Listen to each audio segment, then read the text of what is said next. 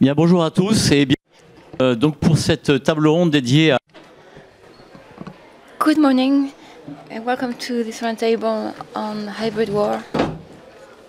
And first of all, I'd like to explain that there is no mistake on the agenda, but the moderator has changed, so I'm not the one that you expected, but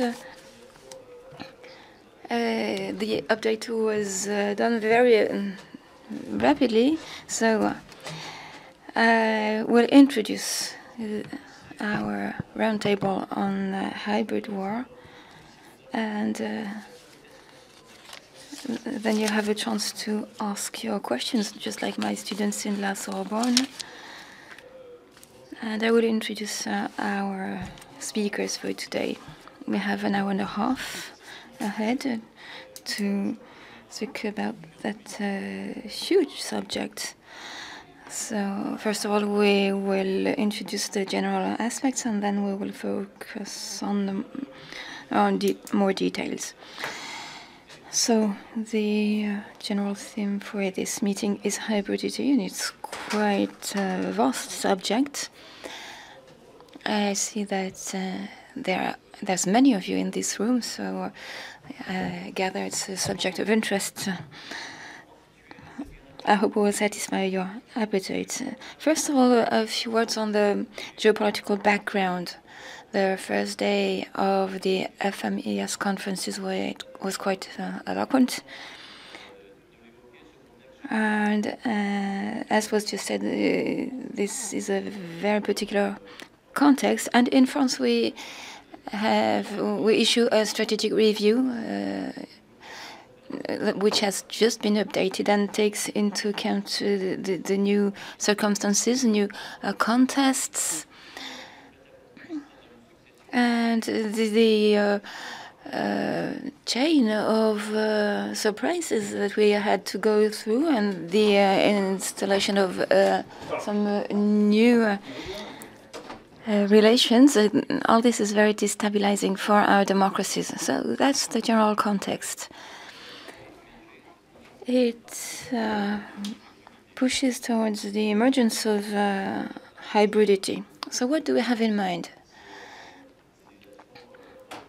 Well, first of all, clandestine actions, secret war. This is nothing new. Attacks on our IT systems, migrants sent to our frontiers. So many aspects. So what is hybrid war? Well, first of all, I will talk about what it is not.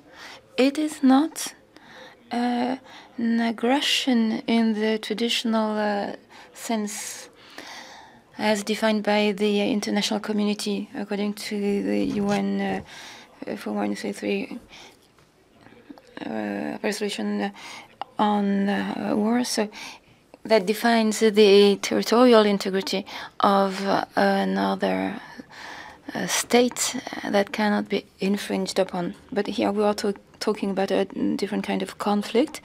It is a conflict that combines conventional acts of war as well as unconventional actions, as we will see in the course of this roundtable. And we are going to further develop this.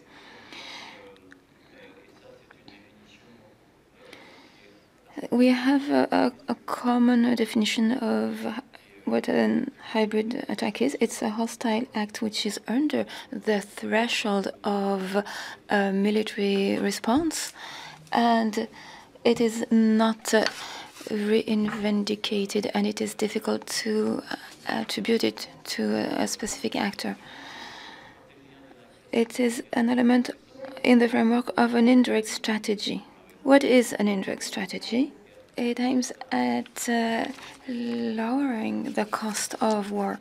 According to the international law, there are some measures that mean that aggression has a cost, and you can circumvent this by deploying new types of attacks at the margin of war and peace. I will give the floor to Valery Gerasimov. who wrote in 2013 an article on his vision of hybridity, and I'm quoting him: "Hybrid war must systematically target people by altering perceptions and creating a climate of trouble and permanent trouble."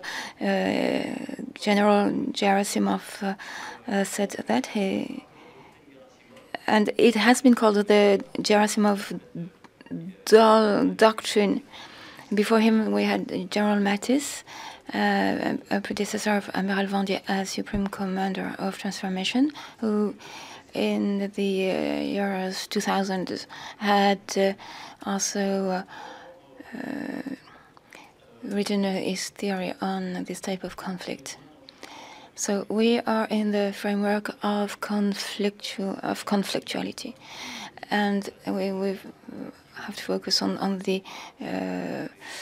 various environments: maritime environments, terrestrial environment.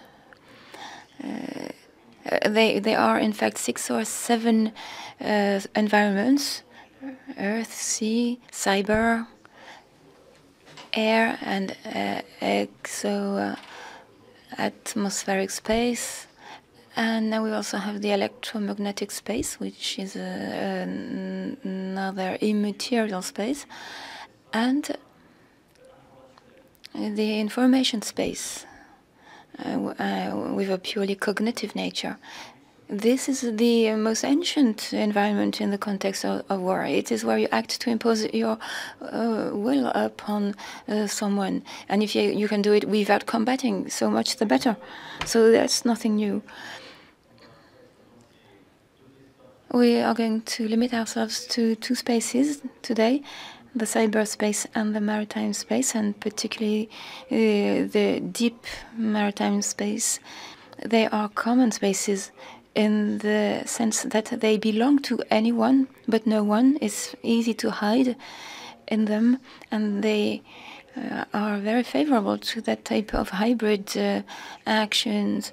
We have in mind the sabotage of gasoducts and other acts of war that have been well accounted for in an American book called The American Secret War. So we are going to move forward on these issues. I'm going to introduce our panelists for today. First of all, Hugues Foulon, CEO of Orange Cyberdefense. He's a recognized professional in cybersecurity. He has occupied key positions in Veolia, Monaco, Telecom, and Orange, and he has developed solid competencies in financial management and strategy. He's Executive Director of Orange Cyberdefense. Daniel Alon, Régis Quentin, perhaps on my right, in charge of cyber defense in Thales. He spent 26 years within the Ministry of Armies, and at ANSI, he is well experienced in cyber security and cyber defense. And he joined Thales in 2001 in the division, in the cyber sovereignty division, and he works on cyber defense with the Ministry of Armies. Daniel Scourzic, company Exail, which is well known in and around Toulon. He was a deputy Director of Toulon. He has led an exports department, has worked in robotics. He now leads the strategic pole of the Exail Maritime Pole since 2023. Thank you for joining us today. And we are going to organize this time in 2 parts. First of all, we will focus on threats. What are the threats that we face? And in the second part, we will focus on solutions. What solutions can we bring as private operators? What to expect from other people? For this first round of discussion. We are going to present the global picture in cybersecurity. Cybersecurity aims at fighting risks or threats, and intentional threats and menaces. And I'm going to start by asking a question to Hugues Foulon. In your area of specialty, I will not refer to hybrid strategy, but what are your hybrid measures? What are the actions that you can take against state or non-state actors? Each of you will answer the same question. Thank you. Thank you. Good morning. Well, first of all, what does Orange do with this regard? Orange is the national operator providing mobile or fiber services, but Orange is much more than that. We are a pan-European and pan-African actor. We are present in 8 countries in Europe, including 4 that have a border with Ukraine, and we are in a number of countries in Africa, including those in the Mediterranean and Middle East. As I listen to you, I have this question coming to my mind. Is the word hybrid war really appropriate? Or can a war be other than hybrid? Is it not just a war that we are experiencing now? It is something that is not declared. It is constantly evolving. It's under the threshold. For our youngest participants, you may have seen the show Undeclared War on TV.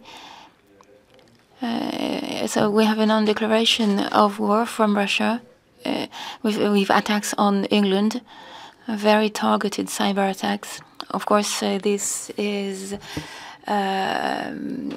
just a show, but it really illustrates the themes that we have in mind today. Pour les plus jeunes d'entre vous, l'émergence des réseaux sociaux sont... We have to be aware that with the emergence of social media, are at the origin of 70% of crises. So influence, counter-influence, there are tools that exist and companies that specialize in this in order to track and counter-influence all the various campaigns that are led. Let's take a few recent examples. For example, what happened before last summer in the conflict between India and Pakistan. And maybe some of you are more experts than I am on this topic. What happened as well? So in Pakistan. And something personally really struck me as a telecom operator. It was the blackout in Spain last April. On a Monday morning at 11:30 a.m. There is no more power in Spain. Orange is one of the operators there, so there's a huge risk of signal loss, and we lost 50% of the mobile network very quickly. So there was no more power, and when there's no more power in our modern life, everything stops. Telecoms, transportation, almost everything stops. So I was about to start a meeting of the executive committee, and my boss asked me, what should we be doing? And I didn't know what to say. So the first thing to do is to designate the event. Is it a crisis? Is it an attack? Is it a crisis followed by an attack? So instantaneously, our reaction as an operator, but it is the case for any kind of field, our first responsibility is to indicate what is happening. And believe me, it might seem simple, but it is not simple at all.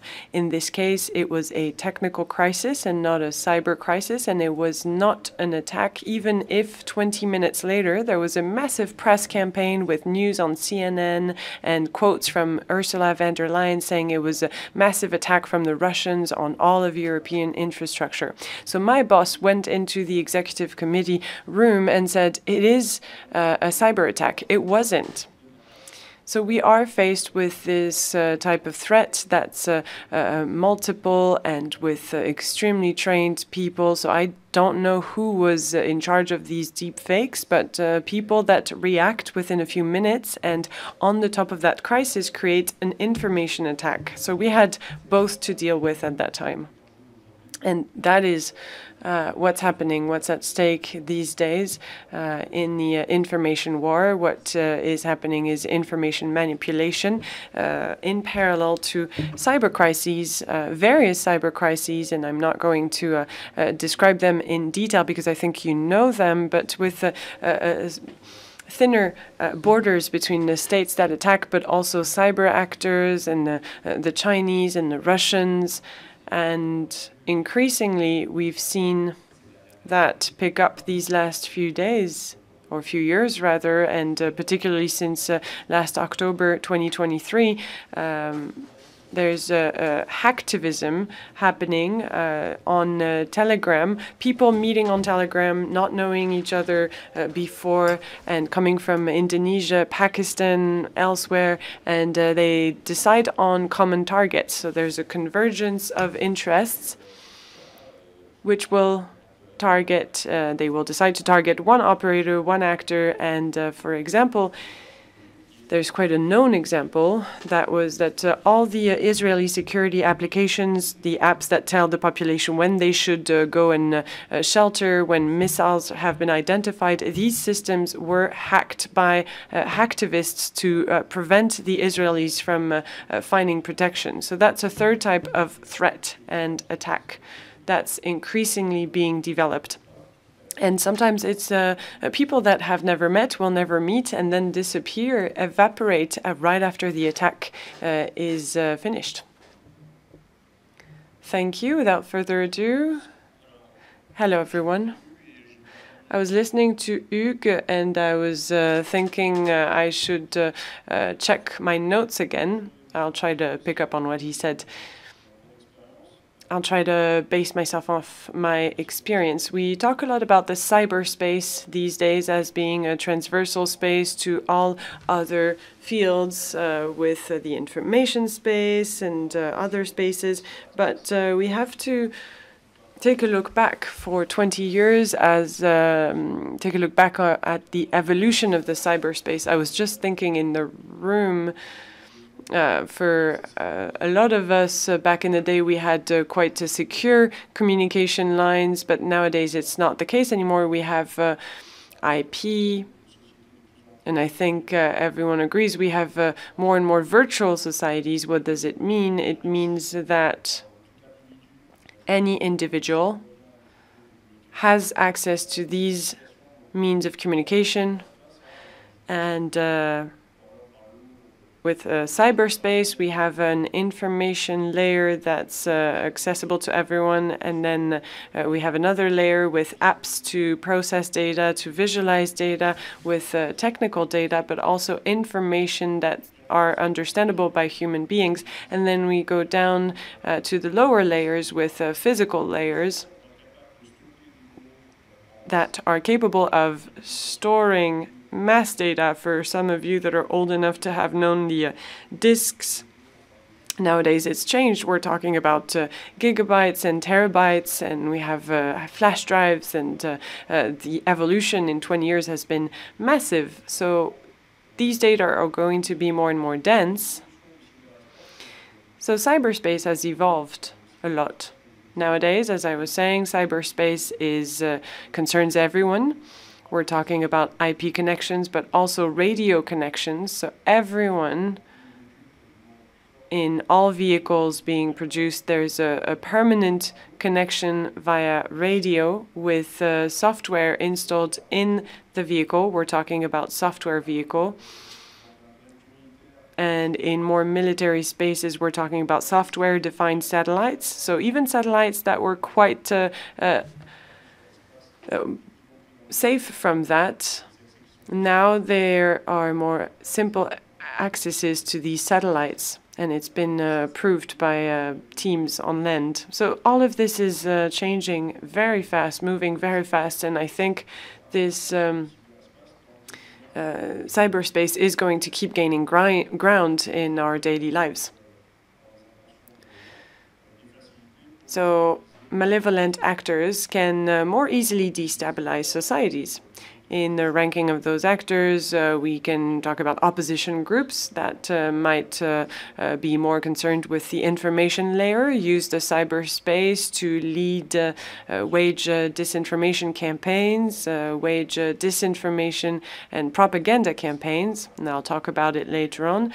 And then aside from them, you also have actors that are either directly or indirectly supported by states. Cyberspace makes it possible for states to hide behind criminal groups and yet implement a real military strategy to destabilize other societies. That's the environment in which these threats are developed. And it implies risks. In France, and in other countries, there is a risk of proliferation of these tools. It is regulated, so there's always a will to regulate before we act. But there's a risk that we get overtaken. We talked about NC, but there are other entities regulating and watching over this evolution. Maybe you've heard of it. A process was put in place under the lead of the French and the English called Pôle Mol to try and control the proliferation of tools that can be used in the cyberspace or from cyberspace. So that's being put in place. In spite of it, we know that there can be collateral damage. Luc was mentioning the example of Spain. It could have been a cyber attack. We see the impact it has. Currently, electricity, power depends on data processing, IT processing up to a certain level. And it also has a huge importance in the military field. For a few years now, we've been hearing more and more about it in the press. The Ukraine has been exemplifying modes of action used by the Russians and the Ukrainians, both. But when we take a deeper look at it, we realize these things have been existing for years. I think it was back in 2009 that there was a leak of information from NSA showing all that NSA was working on. There was a catalog of products allowing them to act in the cyberspace. The sheer fact that this was communicated and given to criminals, potentially,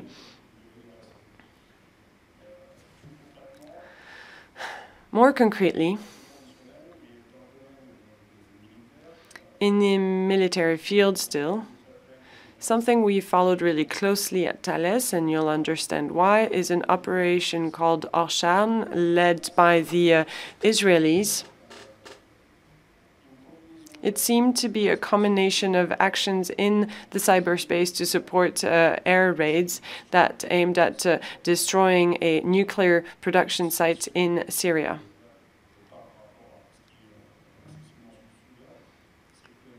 What's been said is that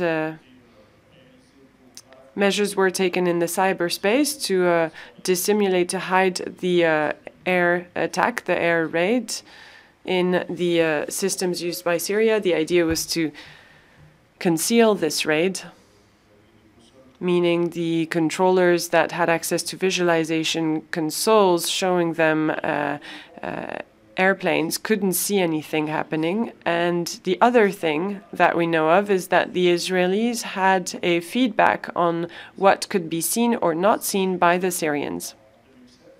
That was back in 2007.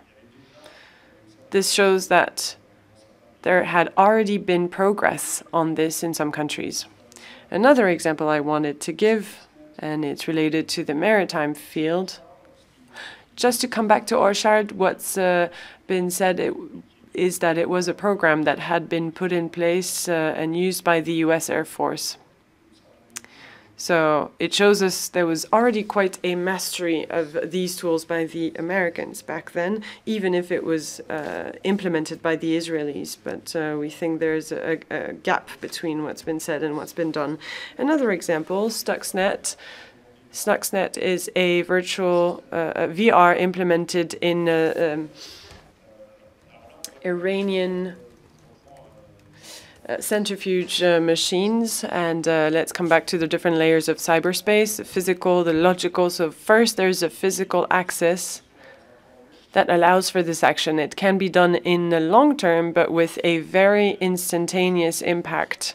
So they were given access to centrifuge machines,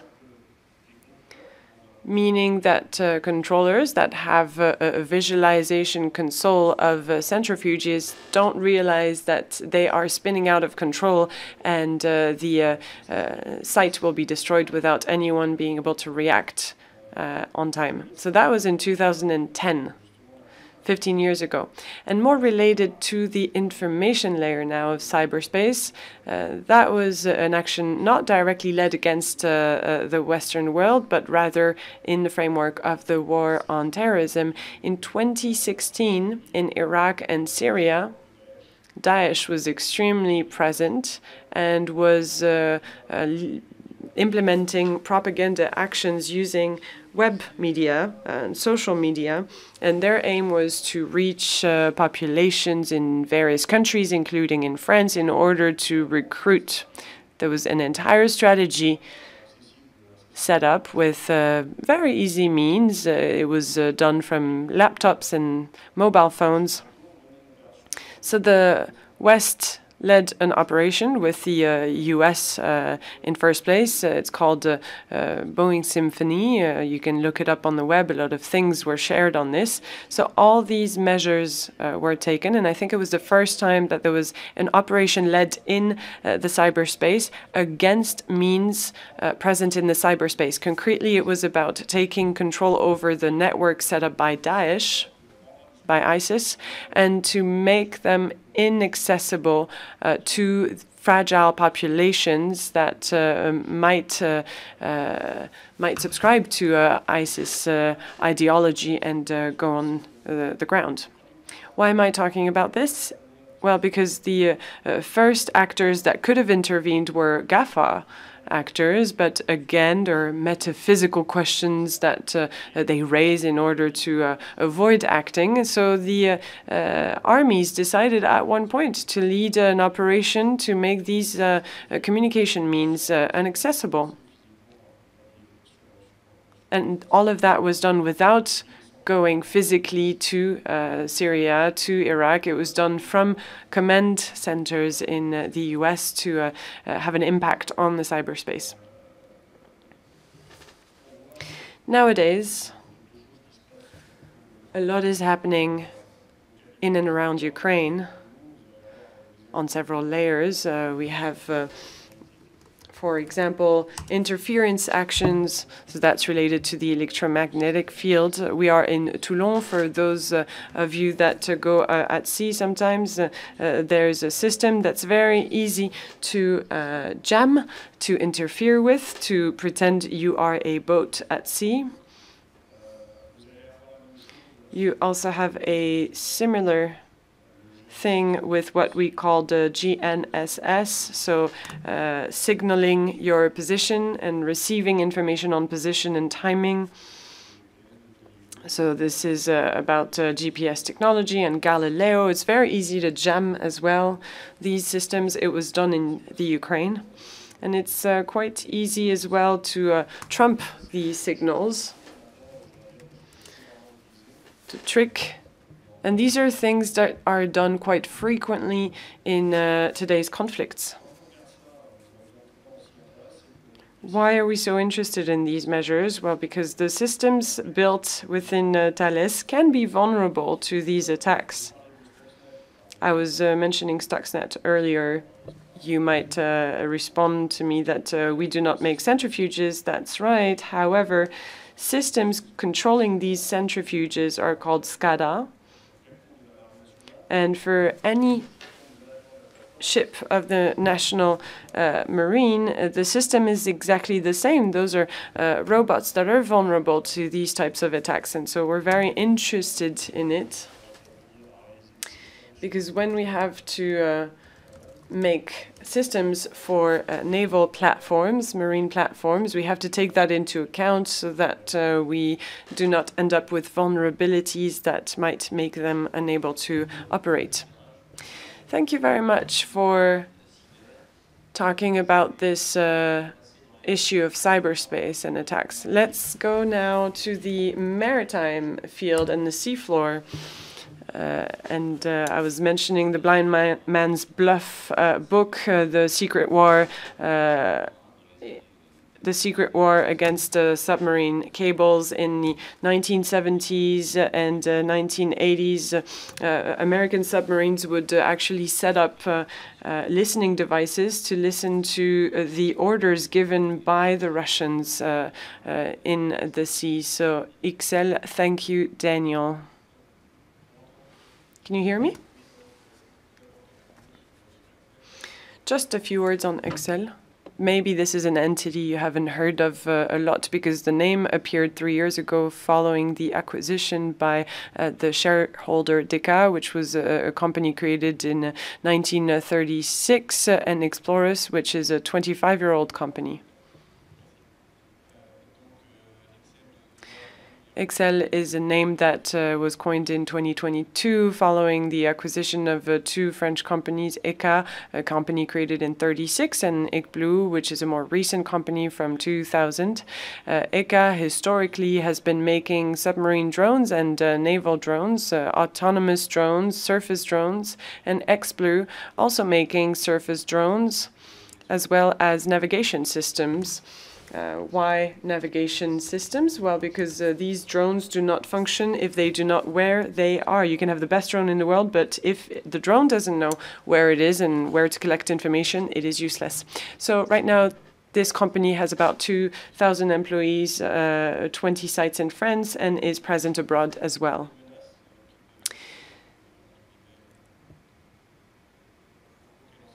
Threats that we are trying to counter within our group are those related to submarine infrastructure, and they are increasing. So cables, Didier just cited the listening devices that can be installed on telecommunication cables,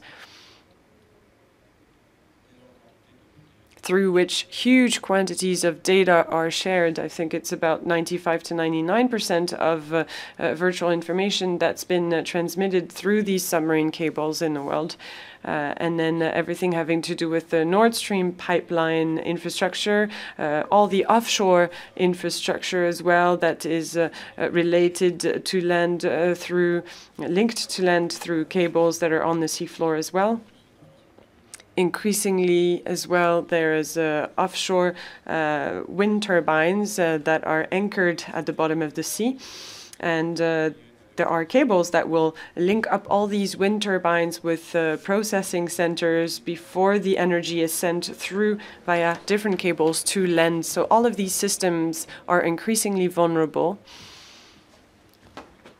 because of various systems like drones that can be deployed through in a very discreet way. Within the threats that can appear as well, we can talk about,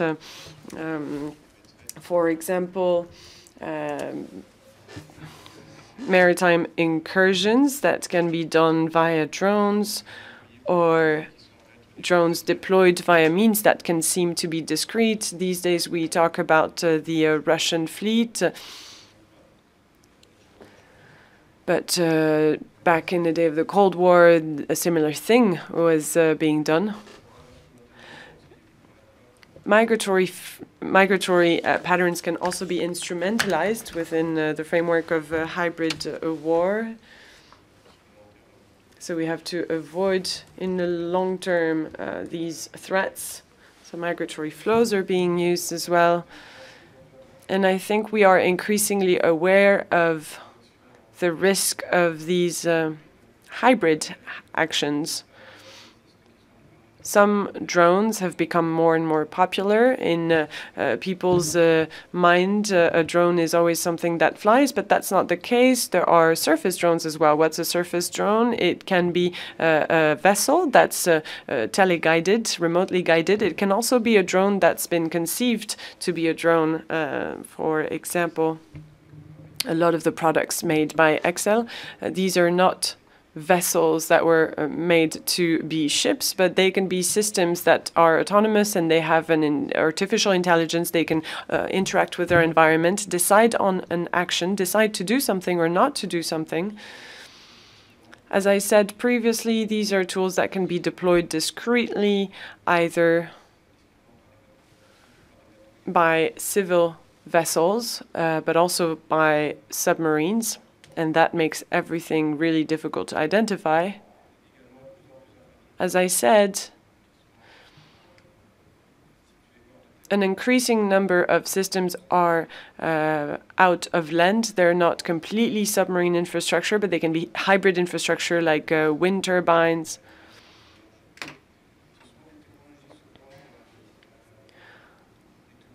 Oftentimes, these are dual technologies.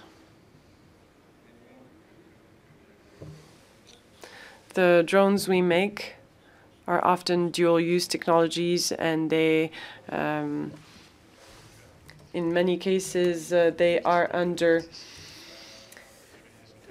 patents, but exploitation patents, but they are also accessible to terrorist organizations because it is very easy to buy a drone and install anything on it to create, to cause damage and collect information. So this is a technology that's accessible to many organizations, many states that previously did not have the means to purchase complex and expensive systems. So this increasing access to this technology can be used against us in a very simple way, a much cheaper way than in the past. And then we greatly depend on GPS. These systems greatly depend on GPS. We've talked about jamming. We've talked about various risks that have to be taken into account, so we know how to counter the threats, and we know how to better design our systems so that they are more and more resilient to this type of attack or threat. Historically, ECA was known to work on submarine demining. You don't have to be a huge nation nowadays to block a maritime route. A lot of vessels were damaged, including in the Persian Gulf, through improvised explosive devices that have done a lot of damage on land, but same thing underwater. These are explosive devices that can be very simply gas bottles remotely guided from land. When the vessel goes above them, someone clicks on a button and it explodes. It can also be done with plastic barrels filled with explosives, with a bike wheel that spins, and when it touches a vessel, then it explodes. So these are threats that have appeared and did not exist before. Thank you very much for bringing us underwater, but keeping us very much connected to our global strategy. I will not summarize. You've talked about the different types of threats, and you've tried to make it as concrete as you could, and I thank you for that. I quite subscribe to what was said by Hugues Foulon. What's not hybrid, after all? Everything has become hybrid nowadays. In a way,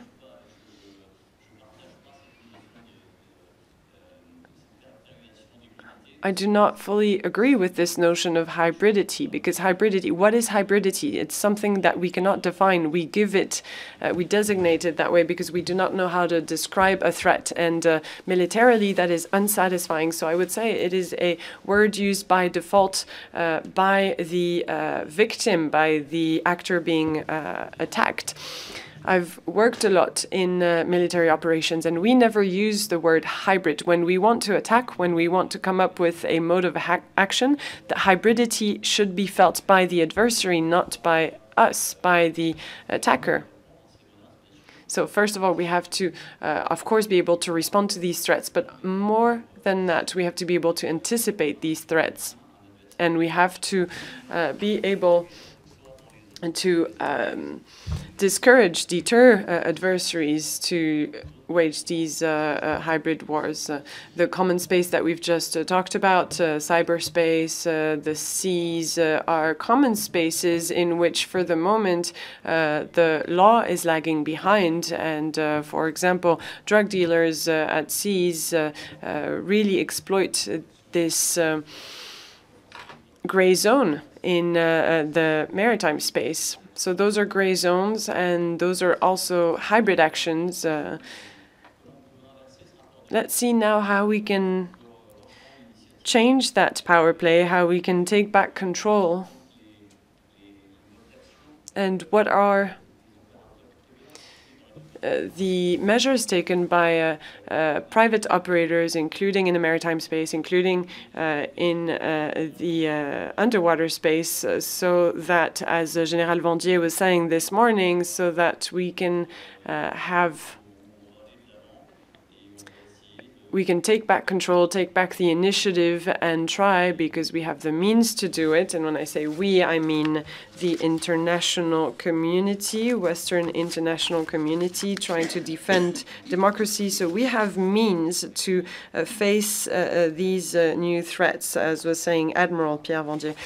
So my question to the speakers is very simple. It is the following. What are the responses that you can offer in your own expert fields? Very concretely, what do you expect from public operators, since you are private operators, and what do you expect also from your partners in order to come up with these responses? Let's follow the same order and start with Hugues. Bien compris, et ça a été souligné par la.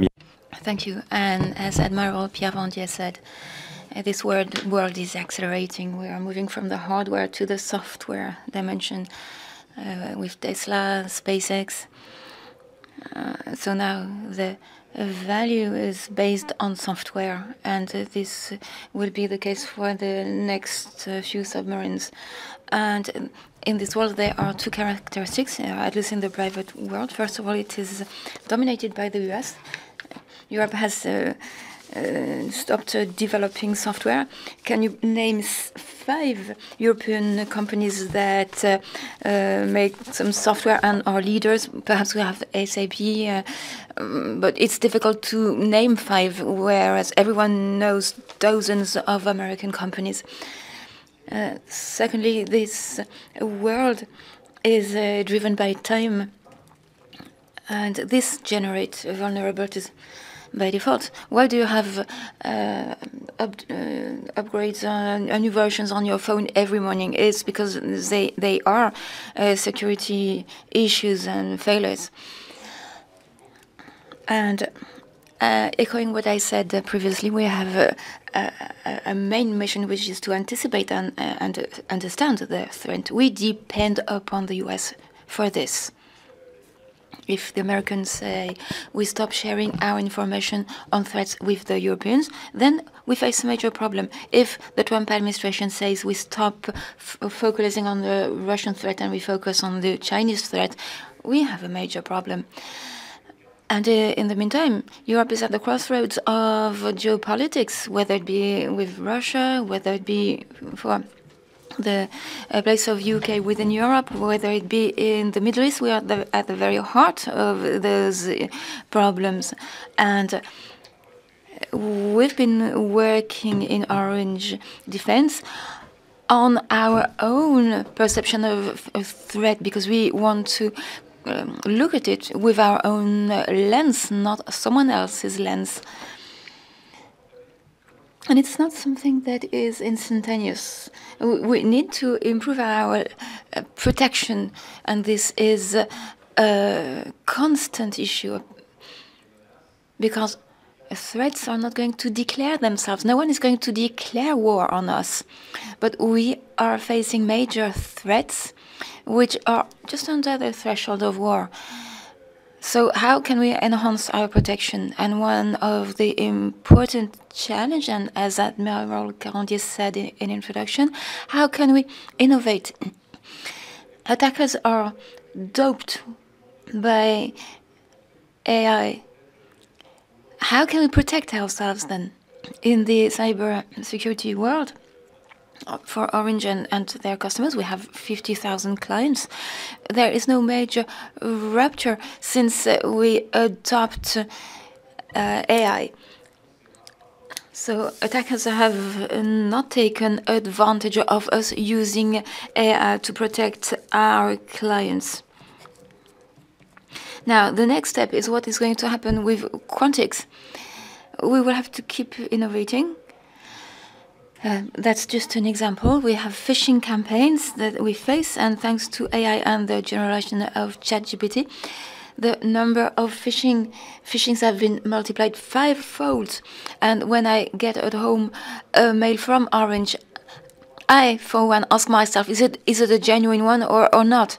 Do I click or not? But the rule is very simple. When you doubt, you don't click. So there is an acceleration of technology which is huge. Now, when you have a phishing campaign, well, in the past, phishers had to be good in coding, in graphism, and in languages. Now they don't need this any longer.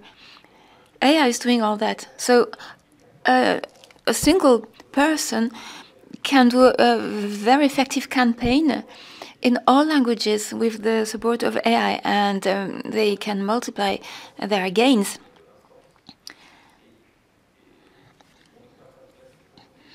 My personal experience is not that we are not doing well in terms of collaboration between the private and the public. Our systems have not been designed to work efficiently together, but cybersecurity is a collective challenge, and it is the private companies that have the power, the resources, the tools, the experience to fight it. There's an example that is really striking, and which is not really well known. It's the contribution of Orange to Paris 2024 Olympic Games. Orange was the only contributor to cybersecurity. It was really a technological challenge, a major one. And we had to work together with the state, and it went really well. Everything had been planned and anticipated, and there was no cyber attack during the Games.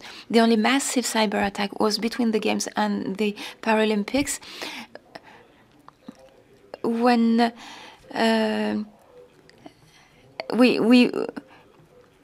Pavel Durov was arrested in the airport of Le Bourget, and then Russia launched a massive cyber attack campaign. So that was a specific project. We were in pre-crisis mode, and we were able to mobilize energies and make synergies. But we should draw the lessons from that and better organize ourselves. Thank you.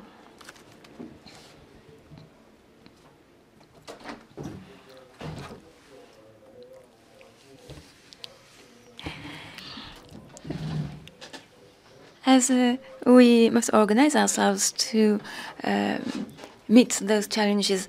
In the past, we've always taken into account risks that our systems were facing in Thales. And we, in our company, as in every other company or state, we talked about prevention. We talked about resilience. We built architectures that were able to resist intentional or unintentional attacks. We had a secularized development with making sure that codes did not embark vulnerabilities, and we keep doing this. We are developing systems, especially for sensors and control systems and effectors. For this is an end-to-end chain that we have to fully master, and integrating all the expertise in those chains, whether it be for air or maritime activities. Now we have to fully master the data from production to consumption. And we have a control system that helps any effector to decide what actions must be taken. as soon as you have a group like Thales, there is a business logics, business organization, and for more than 2 years we have developed a transversal approach to fully reflect those new circumstances and to fully master the process from end to end, from those who do the sensors, those who develop the control system, and those who develop the effectors. So this has been developed and implemented, and our teams have worked on cyberspace issues so as to develop good practices and fully evaluate risks. In concrete terms, what does it mean? Some of our actions are not new. We always had sensors and effectors, and they need to be able to communicate. So we had to protect those connections. A few years back, it was easier to protect those connections. Now with IP, we had to reinvent our protection systems. So we have different approaches that help us resist attacks at the state level. We are able to protect very restricted information. So we protect the data, the confidentiality, but what's important now is to make sure that the data is not altered as it transits between a sensor and an effector.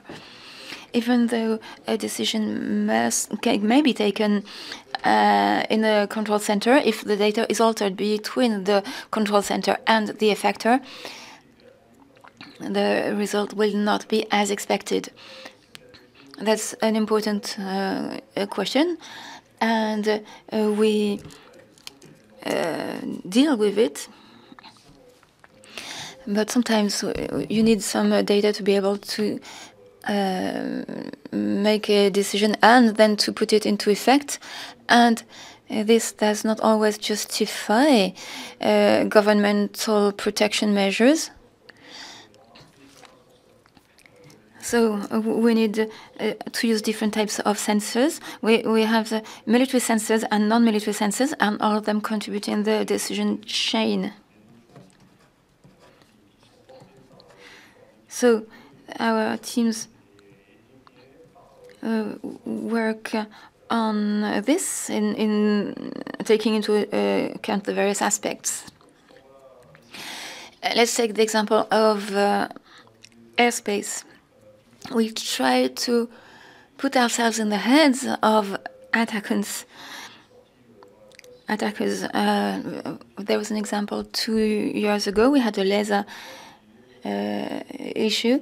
ESA launched a challenge to us, and they said, please take control of a nanosat. A nanosat was operating and was around the globe. It was an upsat. So it was a challenge as like the ones we have in this world. We had flag capture. This is quite well known, but it was the first time that there was a challenge put on an already operational system. So we used an experimental satellite, and we were faced with what attackers face. That's to say, how can you send things onto the satellite? How can you take control of it without being identified? And how can you produce effects? In that case, it was modifying images taken by an onboard camera and change the altitude without ESA to be able to notice that there was any change. And why did we do this? Well, it's to better understand the actions that attackers could potentially use. The window of access to the satellite was only a few minutes per day. This is a point of weakness. And when you put yourself in the shoes of attackers, then you can then identify the gaps and identify what preventive measures you've got to put in place. So this is a strategy that we have internally. And we don't use it for all systems. It wouldn't be possible, but we use it for our most strategic or sensitive systems. We have to be proactive because we know that it will happen at one point, so we have to be able to detect such attacks as early as possible. So this was a challenge by the European Space Agency.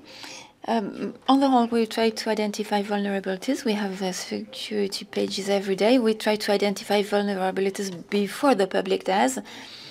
For those who know 20D, we try to identify security gaps, and we don't communicate on them, of course, but we deal with them.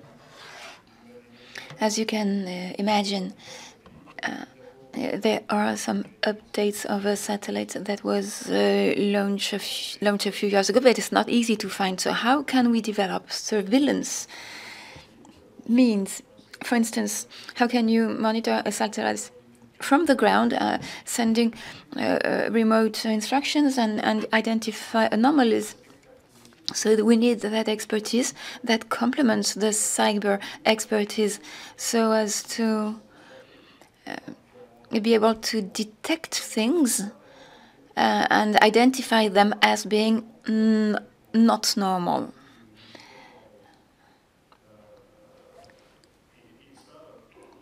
And this is what we do for satellites or air defense systems. For instance, there was the Orchard operation. We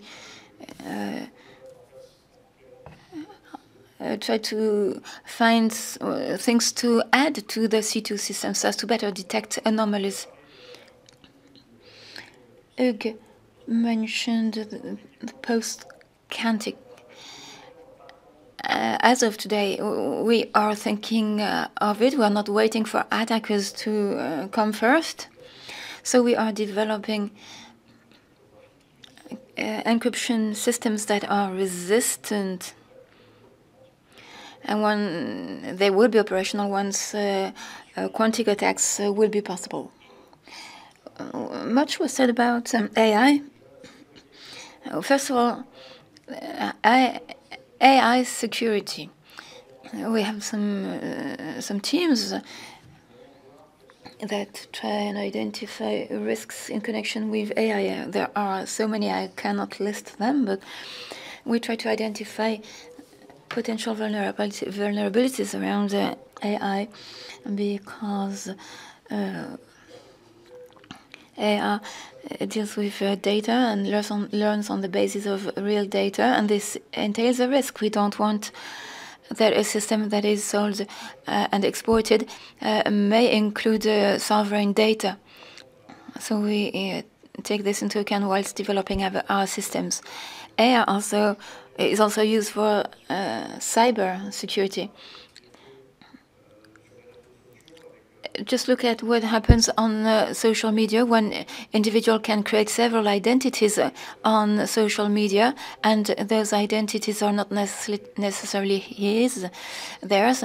They can use images that may be fake, they may be AI generated, so we have to find ways to detect this. Some challenges were launched by the Ministry of Defense so as to work on how to identify those fake images. We have to develop detection means.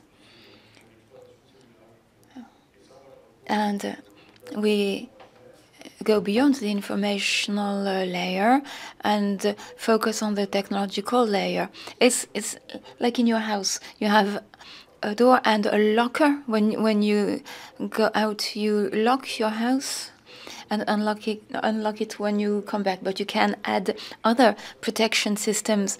We do the same in the cyberspace. We are developing sensors. We have anomaly detectors that send out alerts. In the case of Spain, they were able to say if it was a cyber attack or a malfunction. And then you can trigger process involving experts who can counter the attack. Thank you very much. So we switched from one space to the other one, talking about the cyberspace to the exo-atmospheric space. It's normal there are connections between the two, as well as there are with submarine areas. But there's an elephant in the room here. It's AI. And I'd like to echo what you said. The Ministry of Defense has just created its digital agency. And you can compare the digital to the atom. In the past, we created the atomic energy body in France. We should probably do it now with AI, but it will be the subject of another roundtable. But for us today, let's say that data is another thing to protect, and with AI, data is something that must be protected. We used to protect our aircrafts, cables, ships. Now we have to protect our data. I thank Daniel for shedding some light on this. How can we work with public and private operators?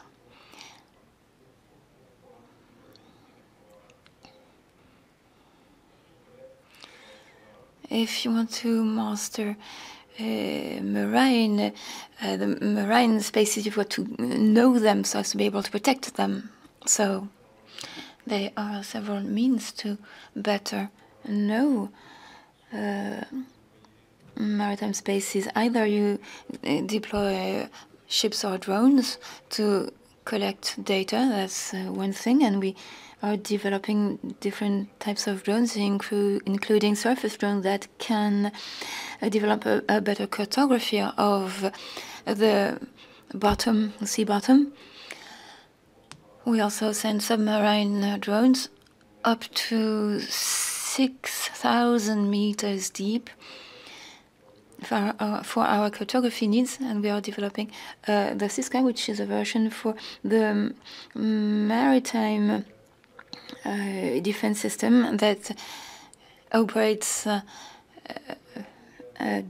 deep down the sea so as to better know, but also better monitor, so that drone is able to inspect cables or submarine pipelines or sensitive infrastructures on the bottom of the seas, and then act. And we are developing such drones that can operate at specific levels, so they can be operational up to 6,000 meters deep. And as I said previously, they can be efficient only if you know where our drones are located. And unlike for the terrestrial or air spaces, GPS and radio communication or satellite communication is not operational under the water, so we have to develop other navigation systems without GPS. As long as you are under the surface, you don't know where you are unless you integrate in your systems other navigation systems, which we are currently developing. We are using optical fiber systems with accelerometers and gyroscopes that enable us to know the position of the vehicle, taking in according to the measurements that are made. And we put this together with hybrid systems so as to correct the positioning information in real time. So we have navigation systems that are hybrided with information coming from other sensors and other systems, including Doppler systems using data fusion filters so as to correct the positioning. And this is used to compensate the fact that GPS can be inaccurate. So we have to fully know what we will have to monitor and track. And to that end, you can use all the available data, including submarine infrastructure, positioning of telecom cables. This is all well known. They can shift slightly because of storms or climatic events.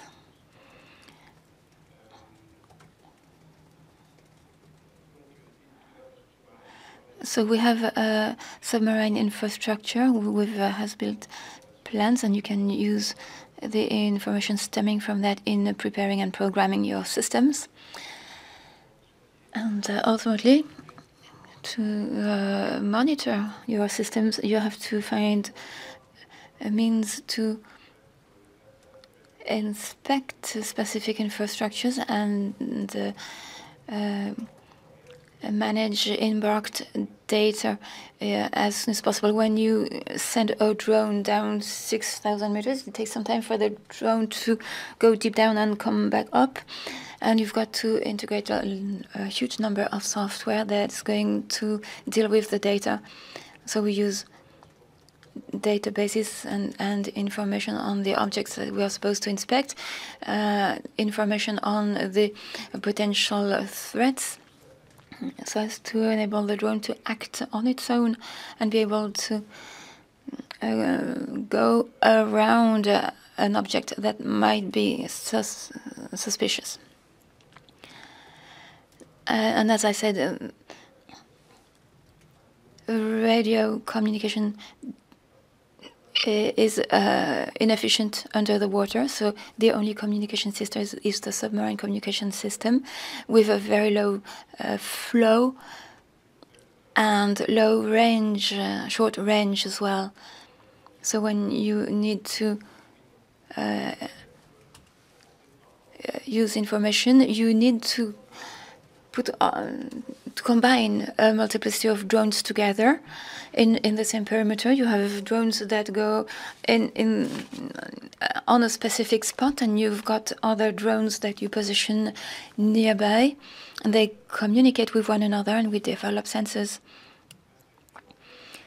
So drones can inspect an area, detect a number of objects, pre-treat the information from inside the drone, and when the drone goes back on the surface or is recovered on board the ship, information will have been pre-digested by the drone and will be then better handled on board the ship, and then we may better identify the position of objects of interest, and that position is used by other drones that will then take the relay. So we have a number of drones working together so as to increase the performance of the system. So 1 + 1 drones does not equal 2 but 3, because we are combining the action of the various drones. All those systems can be deployed so as to better know the environment and to better detect other drones, including surface drones that can approach coasts, and they are very difficult to identify through radar systems because those drones are very small and they are undetectable. So you have to use surface drones to patrol and detect surface or submarine threats. I talked about autonomous submarine drones. Those are much smaller and much more discreet by definition than submarines, so they are very difficult to detect. So we have to create systems of walls, so systems that block such drones and detect such drones when they reach a specific zone. Thank you very much. I'd like to thank all our speakers before giving the floor to the public for their questions. You drew a synthesis of all your experience. It's a massive experience, massive competence. We have wonderful tools in France, in our companies, and in spite of the difficulties, sometimes it's difficult to have the private-public dialogue, but we can move things forward. So thank you very much for your presentations, and I suggest we applaud you even before asking our questions.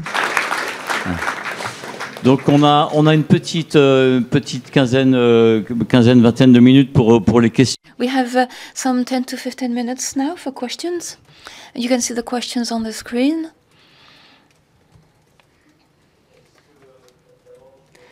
So first of all, first question, do you consider that our strategic interest is well protected in the digital space? Well, I cannot answer yes. Seriously, one of the challenges that we have in the cyber world is that of supply chains.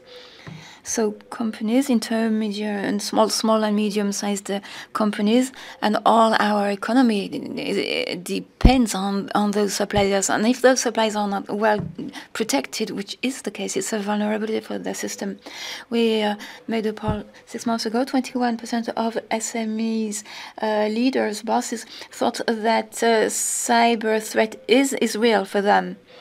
So we have some weaknesses, and we have to face it, to be aware of it. That's the world we live in. So we must improve our capacity and support our clients, whatever their size. They need to be aware of the threat that they face, even for private companies. Thank you very much. For the next question, I think Régis will be able to answer. Yes, absolutely. Dans le milieu cyber. How can we make France a threatening power in the cyberspace to increase its deterrence capabilities? Just to add to this, I wanted to say I think we can always do better, and Hugues just made a point, proved it. Some measures were taken in vital fields in France with the 2013 military program. I'm mentioning it because I was involved in drafting it in every single important field, in telecom, but other fields as well. Some rules were set. These rules were set, and the vitally important operators were involved in setting these rules so that we would be pragmatic in countering the cyberspace threats. Second thing, a threatening power in the cyberspace. So again, for those of you who follow these topics, various documents were published on operations that could be implemented by the Ministry for Armies in offensive aims. So I'm not talking about deterrence itself, but this goes to show that France is capable of acting in the cyberspace, of using that environment to implement actions for military aims. IT operations doctrine was published. I think it was Florence Parly that announced that France allowed itself to lead operations in cyberspace, and I think this doctrine was published in 2019, so it's been quite a few years now.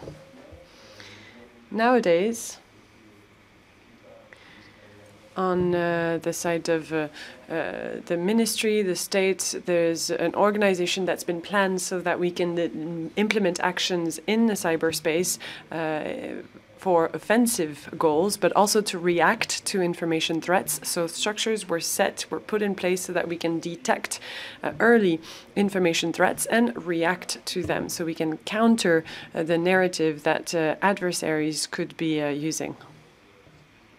Thank you. When it comes to the other questions you've raised,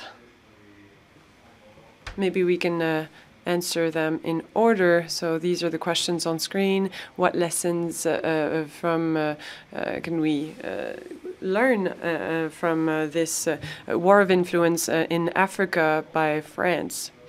Orange is a telecom operator in Morocco, Egypt, Tunisia, in Mali, in Niger, in Burkina, in Central Africa, in the DRC, in Côte d'Ivoire, in Senegal as well. From Orange's perspective, and that's a private market perspective, I think we were extremely naive when it came to the influence that was gaining ground and countering national interests. For the moment, the good news is that we are still able to call ourselves Orange in Africa. I personally do not know how long that will remain, but we are still able to be present. And the initial strategy that we had come up with 20 years ago was we're never acting alone. We're always associated with local partners in every single one of our operations, means that we have a local anchorage, political anchorage. I think if we were 100% Orange in these countries, we would have been ousted already. Thank you very much. Still on cyber attacks, I think Régis can answer that question. As I was saying, the military administration clearly announced that it was getting ready to lead actions in cyberspace. What does it mean? As I was saying, it means identify vulnerabilities, exploit those vulnerabilities. And since we have internal capabilities in Thales, we have an entire department focusing, based in Brittany, in Rennes, focusing on these topics. We have this department dedicated to IT wars. And in this department, we'll be identifying actions that can be led offensively, and we're associated with DGA. And then we must be able to also be able to identify the signals indicating that an attack is being waged against us. So those are activities that are implemented within our group. Other question. I have the mic, so I'll decide which question to broach first. The question of cyber defense, would we give it to a European entity, raises an interesting question, that of cooperation.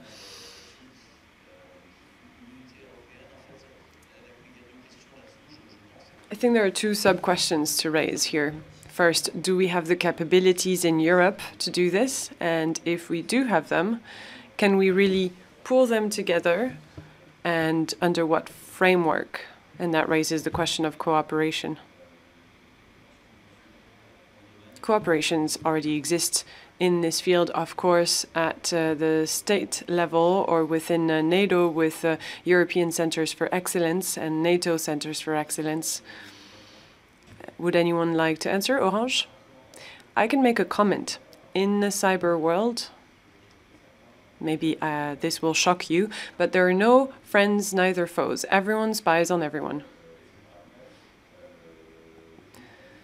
The day we discovered strange things on the ceiling, on the roof of the Élysée, of the presidential palace in France, it came from the Americans. Who listens to us? The Americans. Do you think Airbus adds sensitive data to its systems? Of course not. So I think we are not yet in full sovereignty of our data in Europe. We're not there yet. And I think we're at the stage where we have to protect each nation. Do we want to share all of our secrets, our most private secrets with the Germans? I don't think we are ready for this. I don't think we're mature enough on this topic. I think we're still very much in a national dimension when it comes to protecting our sensitive data.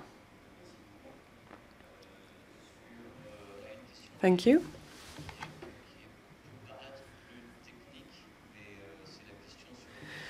a question that seems not so technical, but a question on the threats coming from the quantic field, and we can also raise it in a structural way. The question is, when will the quantum computer appear? 2030, 2035? No one knows it exactly. Some even doubt of its arrival. But if it does get created, it would mean all our encryption keys would be broken within a few seconds. So the main issue, and that's what we observe already in cybersecurity nowadays, people steal encrypted data, not so much to try and disencrypt it, just to store it, keep them warm, so they can get access to them the day that quantum computers are invented. So we have extremely sensitive patents and industrial plans on the long term. These types of data stolen in 2025 will have value in 2030, even if they are encrypted and stored. So that's what we have to think of today. How do we protect these data? Because encrypting is not a good enough warranty of its protection in the long term, because it can be later on, it can be decrypted. Thank you. And I think this question on quantum computers could be asked differently. Maybe we don't have enough time, but what assets, what tools do we equip ourselves with in Europe and in France? Disinformation campaigns on social media are a strategic weapon in nowadays conflicts. Yes, that's right. I'll answer that question directly. Yes, absolutely. But we are in a battle of influence at the moment, of perceptions, and that's also a battlefield. Nothing illegal about this. And we're not talking about objects anymore, but rather a battle of perception. Maybe one of you would like to make a comment on this, but clearly, maybe the word weapon is difficult to use. In the battle of influence that was included in our doctrine, it was qualified as a specific field by the military reviews, so we are not depriving ourselves from that tool. And it is a tool, maybe not a weapon, but it is a tool indeed. And then we'll release you so that you're on time for the roundtable starting at 10:45. Just wanted to make a comment. It is a strategic weapon. It is used by combatants in Russia, Ukraine. Some of them would receive on their mobile phones information saying, for example, that either the chain of command was not there or that there was an issue related to their loved ones. So it is a weapon that's used. And then we're talking about strategy here. I think we're very much focused on social media, but in a way, we're kind of always lagging behind and not thinking of what's coming next. Maybe control systems that will make, that will send erroneous information or will force people to make decisions that wouldn't have been made otherwise. And that's something we have to take into account in the military field. The idea is not to prevent the digitalization of all these activities. It is to accompany it and to anticipate these threats, which one day will become extremely real. Thank you. I think we can stop here. We are running out of time. I just wanted to thank you all for your many questions. We could have kept this debate going for a long time. They're very pertinent as well, these questions. Thank you very much. Let's give a round of applause for our speakers. Thank you very much. So the strategic encounters are continuing. At 10:45, you have roundtable starting. Thank you. Have a good day.